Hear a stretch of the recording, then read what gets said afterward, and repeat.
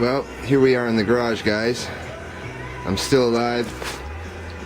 A little more gray hair there, but still got the BSA. It's running. I could start it right now, but I have a problem that I realized last winter.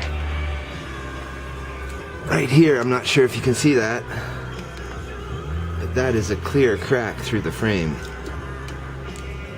Right through the tube. So I guess I've been riding this a bit too hard.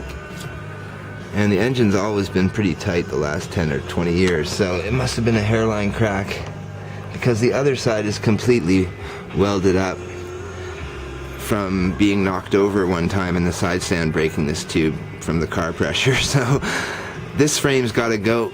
I couldn't ride it anymore. Didn't really trust it riding it at 100 kilometers an hour. So I've got another 69 frame right there, and I painted it and got it ready. I was going to make it a stock bike, but now it's going to be the replacement frame for this bike. And engines and numbers match on this frame, which is a real shame. But that's just the way things go when you use something for 35 years.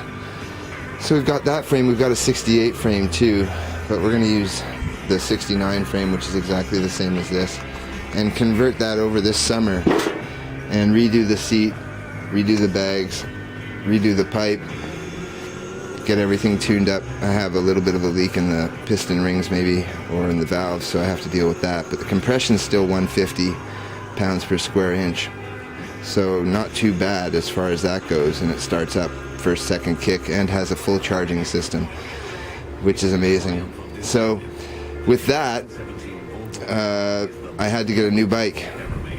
So I've been fixing antique steam engines from England.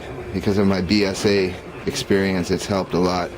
So I've been repairing model steamboat engines like these,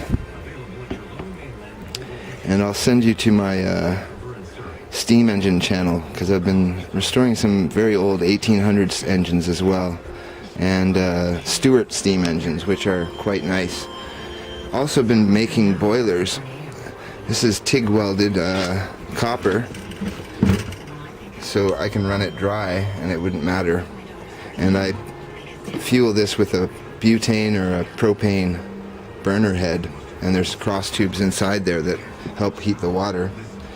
Here's another small complete loss high-speed boat motor from about 1930s, 1940s, and it's a uniflow engine, which means that it only pushes the piston down and then it has complete loss out the two exhausts every time, but that means it can fire faster than a slide piston steam engine. So this is an old boat boiler there, copper brazed back in the 40s.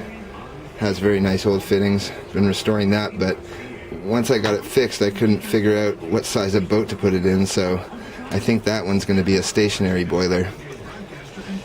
Other than that, we've got a little bit of an entertainment system set up. There's the box for the BMW. I did a major cleanup this winter, and ended up pretty good. I still have a lot of sorting out to do of tools, so I have to find a lot of my tools before I start on the BSA here. But this bike, it's be over 200,000 miles on this bike this year, once I get it back on the road, so it's definitely worth fixing.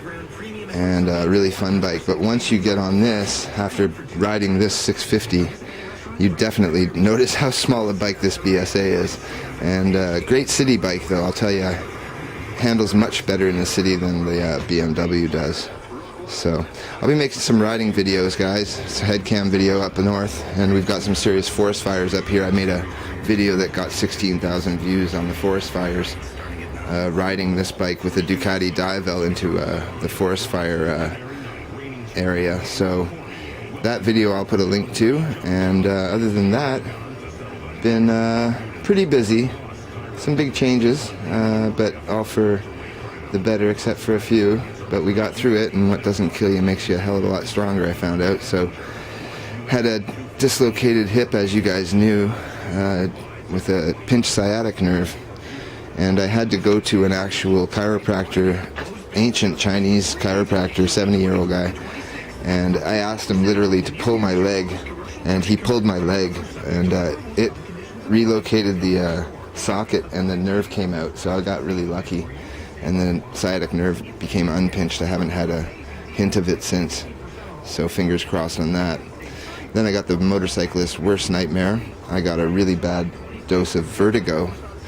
Woke up one morning and bed was spinning like I was a 14-year-old drunk, and got out of bed and then started dry heaving and throwing up and couldn't keep my balance for about a day. And then I went back to bed again the next day and woke up, the exact same thing happened. So my inner ear crystals had floated up into my circular sensor, basically, thinking that I was spinning at all times. And it took me off the road for 4.5 months. And what they do is they give you bendahistamine, which is a antihistamine that loosens up all of the fluids in your head and hopefully realigns those crystals back into the bathtub in the bottom of your inner ear. So that was a scary experience. I've never ever been drunk for 3 months, but literally you can't walk straight, and it was pretty much of a nightmare thinking that I was not going to get better. So once I got better from that, I'd saved some money as well. The BSA crack was noticed, and then I went and bought this BMW. So this was around $4,500 with 27,000 kilometers on it, and it runs very, very well. It's the lowered edition, so it was a bit cheaper, but I still haven't found the scraping point. The side stand will scrape on these BMW 650s if they are lowered, or even if they're not lowered, if you're leaning hard. So what you have to do is you have to grind the front of this foot off here.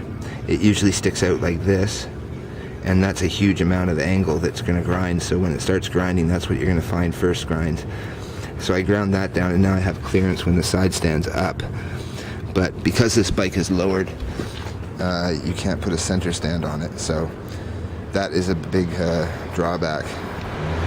But it is a great handling bike, and lowered bike is a lot more comfortable for the highway, and it will take some off-road as well. Has all the crash bars, has a Wonderlic seat, really nice CB front windshield, so it does have some extras. Anyways, guys, still a BSA guy, and I got a lot of other new parts for this bike inside, so I'll be making videos soon. And I'm still doing gaskets, still got that done, thing going. Not a lot of business, but enough to keep it going. And I've got the B50 rocker box gasket set now made, so I have the proper die for cutting the B50 rocker boxes. And that's about it, guys. So if you need a steam engine fixed or need a couple of gaskets, let me know, and I'll talk to you soon. Bye.